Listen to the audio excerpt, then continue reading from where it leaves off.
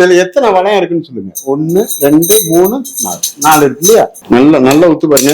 அப்படியே ஜோரா இருக்கும் இருக்கு. ஆனா உங்க கண்ணுக்கு தெரியல. அது சூப்பரா இருக்கும்.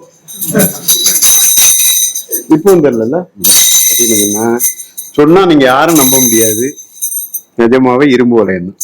நீங்க என்ன பண்ணீங்கன்னா அப்படி இருந்தா கண்டு வரும். இதுல பிரேக் பண்ணிருக்கா, இதுல பிரேக் இருக்கான்னு பாருங்க. ஒன்னும் அதுல இருக்கணும், இல்லைன்னா இதுல இருக்கணும் இல்லையா? இதுல இருந்து நீங்க இப்படி பிடிச்சி இழுத்தனாக்கா அது வரணுமே. நான் இதை சொல்லித்தரேன் உங்களுக்கு எப்படி இதை கலத்துறதுன்னு சொல்லி.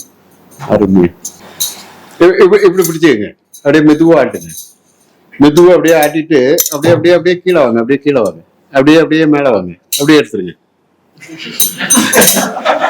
வெளியே எடுங்க. ஆஹா, அங்க வாங்க. வரல. நல்லா வலுவா பிடிங்க. அப்படியே பிடிங்க. அப்படி இங்க இருந்து பாருங்க. அவங்கதான் பிடிச்சிருக்காங்க. அவங்கதான் பிடிச்சிட்டு இருக்காங்க. யாருமே சொன்னீங்கன்னா அவங்க பாருங்க சூப்பரா. என்ன ஓட்ட இருந்தா கூட இவ்வளவு ஃப்ரீயா போகாத போல இருக்கு. அந்த மாதிரி போகுது. கண்டுபிடிக்கல. இந்த பாருங்க இதுதான். இப்ப இது பயிற்சி வகுப்புலாம் சொல்லுவேன். மேடையில சொல்ல மாட்டேன். ஏன்னு கேட்டீங்கன்னா அம்மா இதை வச்சு ஏமாத்தான் அவங்க வளைய சாமியார்னு வச்சிருவாங்க. முட்டையை வச்சு ஏமாத்தினா முட்டை சாமியாரு, கயிறை வச்சு ஏமாத்தினா கயிறு சாமியாரு. இந்த வளையம் ரெண்டும் இதை செய்யும் போதே வெல்டு பண்ணி செஞ்சது. என்னாலையும் அவுக்க முடியாது.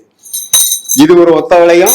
இந்த வளையத்துல பாத்தீங்கன்னா இங்க ஒரு வெட்டு இருக்கும்.